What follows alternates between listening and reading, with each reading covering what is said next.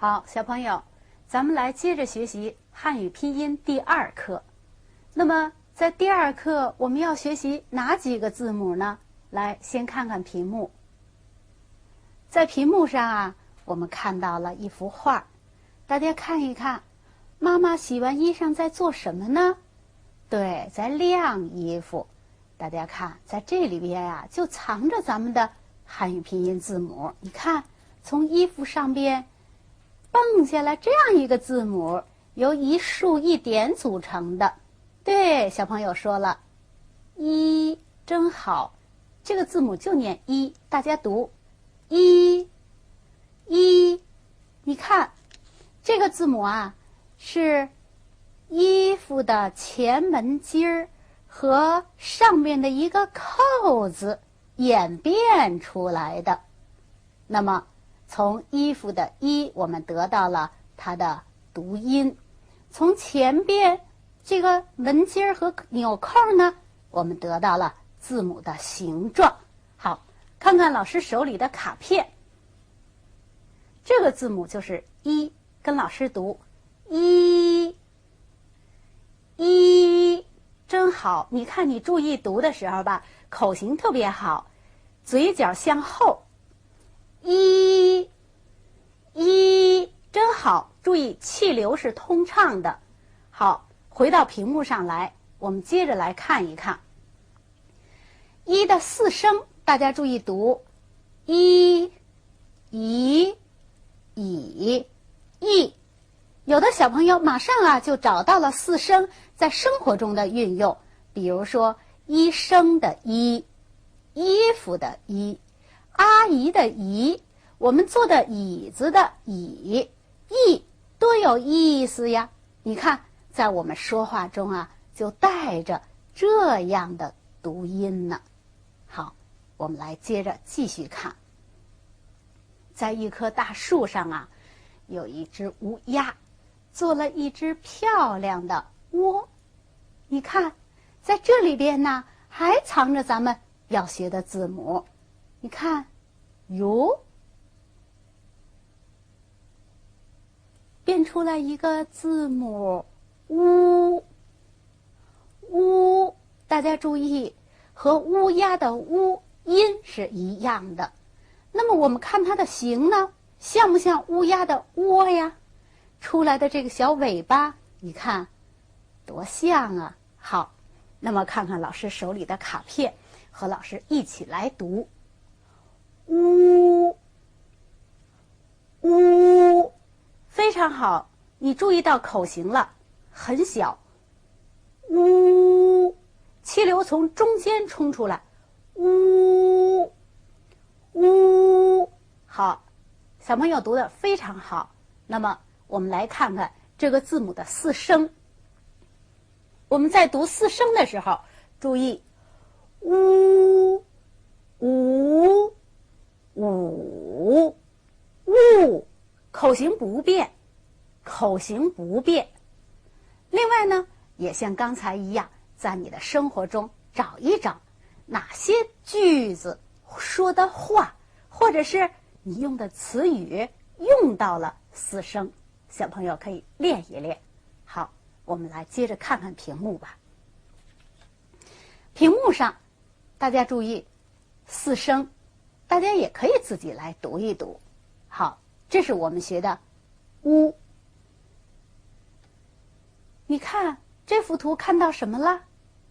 有一个小弟弟在池塘边做什么呢？看这个样子啊，好像是在喂鱼。你看，真的是这样，鱼从水里跃出来，看它跃出水面的时候，还带出2个小水泡泡呢。于是我们就看到了鱼这个字母，鱼它和鱼音相近。再看呢，鱼跃出来，弯弯的身体，上面带着2个小水泡，你看，这不就是鱼的字母形状吗？好，那么再看看老师手里的卡片，我们跟着老师把这个字母读一读。大家看，吁，吁，真好！你注意到了，读吁的时候比呜的口型还要小。对，把嘴稍微的向前翘一翘，撅一撅。吁，好，气流从中间冲出来。吁，吁，好了。那么我们会读这个字母了，大家一定注意，读的时候气流要通畅，读出来的才好听。好，那么我们还回到屏幕上，我们看四声怎么把它读好。注意，吁、雨、雨、玉。小朋友自己也可以读一读，吁、雨、雨、玉，真好！你看读第三声的时候特别到位，雨下去又上来，下雨的雨。小朋友注意到了吧？在标声调的时候啊，要标在它的两个小水泡的上边。你看，吁的上边小水泡，两个小圆点。注意两个小圆点，看看大的啊。这两个小圆点在哪里呢？在两个竖上方稍微靠里一点的地方写上两个小圆点，一边高，一边圆，一边大。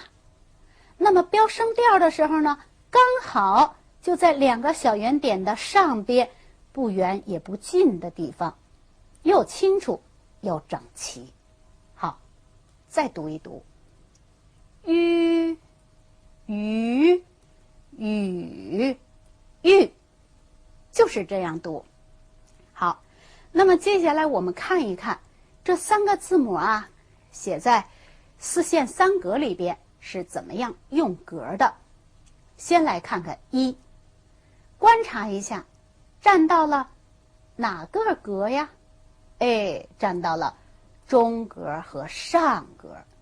中格写一直竖，上格写一圆点。大家来看，你看写竖的时候，上顶2线，下占3线。写圆点的时候，大家看到了吧？占上格。但是呢，这个圆点呢，要在上格中间靠下一点的位置写圆点。圆点和竖要对齐，中间留出一定的空隙来，这样呢写的比较好看。这是写一。那么写乌同样也是这样的，大家看它用中格，用中格先写什么呢？好，先写竖弯，再写竖，两笔组成的。第一笔竖弯，大家看竖向右弯，弯要写圆滑，粘到第3线。弯这里边注意要滑过来就好看了，不要写成方的。那么写第二笔竖的时候呢，大家注意，第一把竖写直，第二这笔竖要和弯接上连上，然后竖像小尾巴一样直直的站在第3线上，这样呢乌写的比较好看。那么大家要注意的是，乌的开口和下半部分一样大，你只要把两竖写直，中间开口就一样大了。好，我们再来看吁。写吁的时候，大家看，对了，中格和上格。前边我们写了一，知道先写中格的部分，最后点点。写吁也是这样的。前面写乌的时候，我们知道了要写圆滑，开口要一边大，竖要写直。当然借助于写乌的经验，写吁也是这样的。好，我们看一看写吁。竖弯，竖先把小屋写好，然后注意点点，看看点点的位置。好，看2个点，一次先点左边的，然后再点右边的。注意点点的时候，点要在树的里边一点，这样呢写出来就比较好看了。好，那下边呢，我们看，我们把一、乌、吁这3个字母认识了。认识了之后呢，小朋友啊，读会了，写呢也可以写得比较工整了。那么下边呀，就是同学们在运用的时候，注意在生活中说话呀，还有呢组成词语呀，或者是在日常观察的时候呢，有意识地看一看你的生活中哪些地方有这些字母所表示的音，或者是呢有的什么地方形和我们学的字母是一样的，你都可以结合起来去学习去记忆的。那么下边咱们接着要学习的呀，跟一、乌、吁这3个字母都有关系的另外2个字母。好，我们回到屏幕上来接着看。大家看这幅图，还是刚才妈妈在洗衣服晾衣服，但是啊，对了，你看从大树上跳出来一个字母，你看这个字母像不像这个树杈呀？多像这个树杈呀！对，这个字母它念一。一，小朋友说它怎么也念一呀？是的，它是大写的一，大写的一。好，那么跟老师看看手里的卡片吧，一起来读一。一，大写一，对，大写一。这个大写一呀，和咱们前面学过的小写一读音是一样的，都读一，但是呢形状不一样。我们前面看的小写一呀，大家看这个小写的一就是什么？一竖一点，小一，这是大一，小一大一都念一，但是呢它们的作用是不一样的。小写一呀是韵母，它呀可以标上调，和声母在一起相拼。那么同时呢，小写的一呢还跟在一些字母的后边呀，组成音节标调，来指示汉字的读音。那么大写的一呢，它呀是作为声母和韵母相拼的。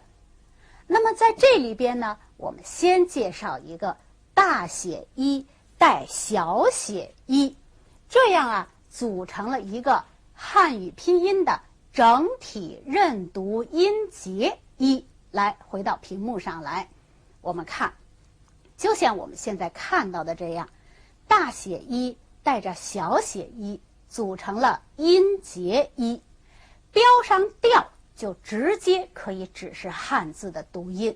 比如说标上第一调一，直接就可以说这是衣服的衣。标上第二调直接就是阿姨的姨。第3调标上之后直接就表示椅子的椅。第4调标上直接就是有意思的意。那么如果没有标调，像刚才我们读小写的一，它倒是也是医生的医，衣服的衣，但它只是它的音和它一样。但是这里边因为加了大写字母了，组成整体认读音节了，那么它就直接可以指示汉字了。所以我们看这里边音节一，音节乙，音节乙，音节义。那么大家看，在这里边我们说的音节整体认读音节，也就是说他们是一家人，是不可以分开的一家人，也不用拼了，直接标上调就可以用。所以呢，这一点还是请小朋友在以后的学习中要多注意的。这是我们说的大一、小一、音节一。那么在后边呢，我们来回到屏幕中继续看一看，还有呢。你看多么漂亮的房间、屋顶啊！在这里边呀，你看有咱们要学的屋，这也是大写字母屋，它也是大写字母。请看老师手里的卡片，大家看，屋，屋，大写屋，大写屋。那么和大写一是一样的，它也是作为声母来和我们做朋友的。那么大写的乌可以和韵母相拼，同时呢，大写的乌如果说和小写的乌站在一起，它和小写的乌站在一起，同样组成了一个整体认读音节乌。好，我们回到屏幕上来继续看。你看，这就是音节乌，不需要相拼的。大乌带小乌就是音节乌，标上调就直接只是汉字屋，房屋的屋，五，当没有讲的那个五，五，数数五，对，务，服务的务。你看这些音节标上调就可以底下直接书写汉字了，而大写乌或者是小写乌单独出现的时候都是不可以的，只有整体认读音节标上调才可以直接和汉字有联系。好了，这是我们说的音节乌。好，那么接着我们继续往下看，大家看，回到我们这幅美丽的图中，我们呀还有新的发现呢。你看，就在刚才我们学习的小于这个字母我们认识的基础之上，大家看我们这里边呀再介绍大家认识音节于。音节于，大家注意要看的是什么呢？你看这个音节于呀是由大写一和小写的于组成的。有同学说，那它没有那两个小圆点呀？就是这样，请大家记住，小于见大一，去掉两点还读于。再说一遍，小于见大一，去掉两点还读于。那么它去掉两点还读于，为什么呢？因为它见到了大一，它见到了大一，去掉两点，去掉点了，它还读于。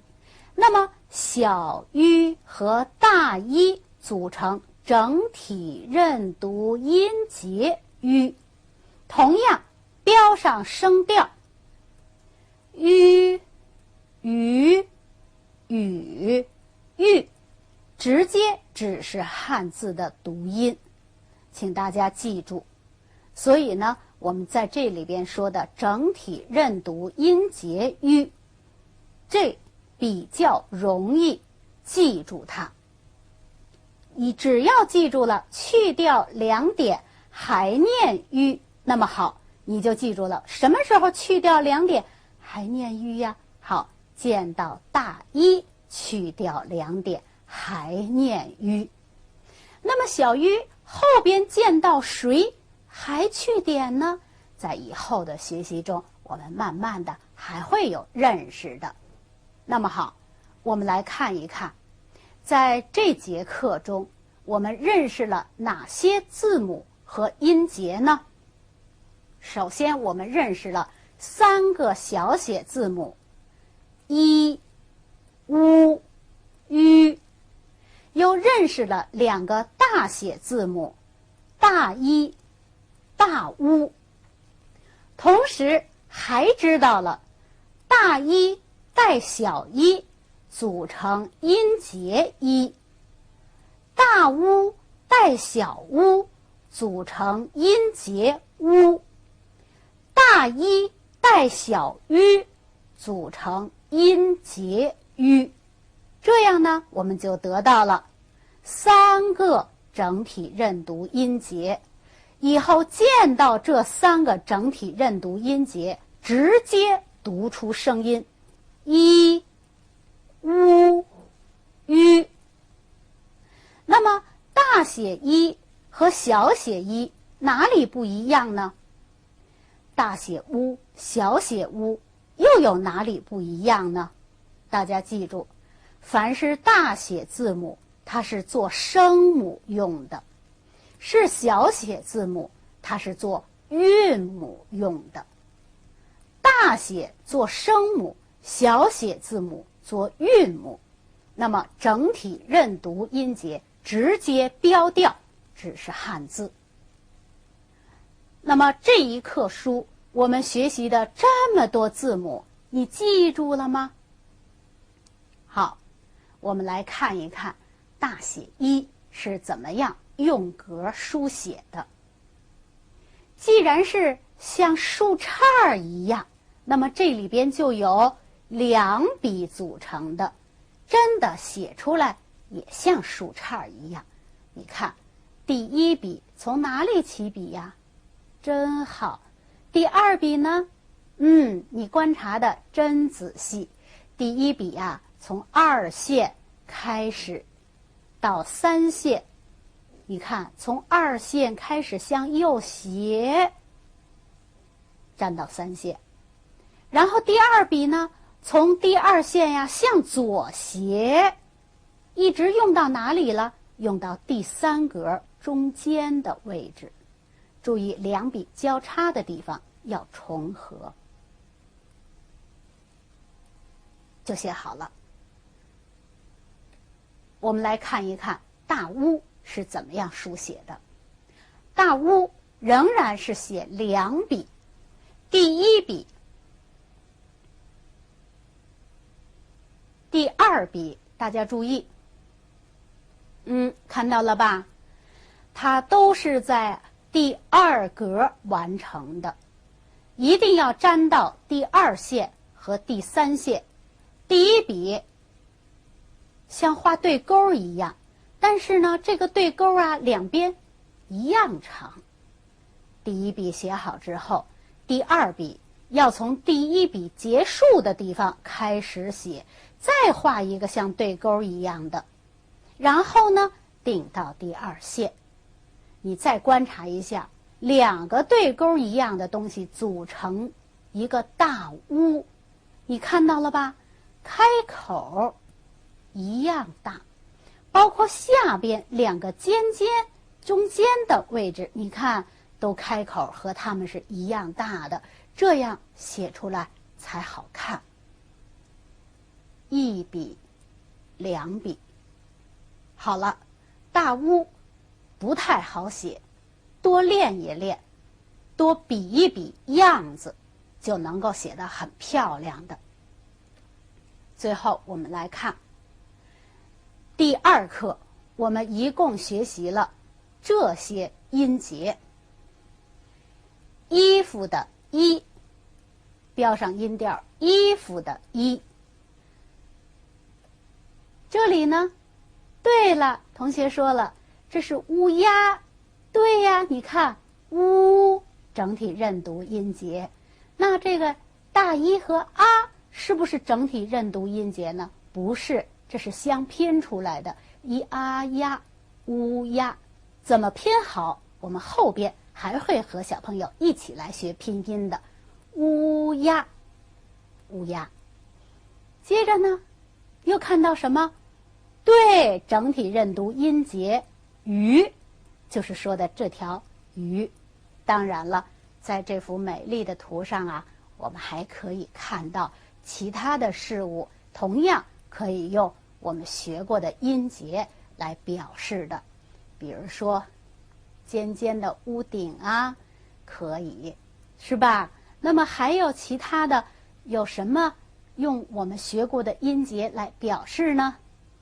或者说有的小朋友自己学过汉语拼音，在幼儿园学过一些汉语拼音，那么在这幅图上呢，也可以用你学过的一些知识来把你认识的事物表达出来，表现出来。这样，那你学汉语拼音和你用汉语拼音就能够很灵活地结合在一起了。好，小朋友，那汉语拼音第2课一、乌、吁我们就学到这里。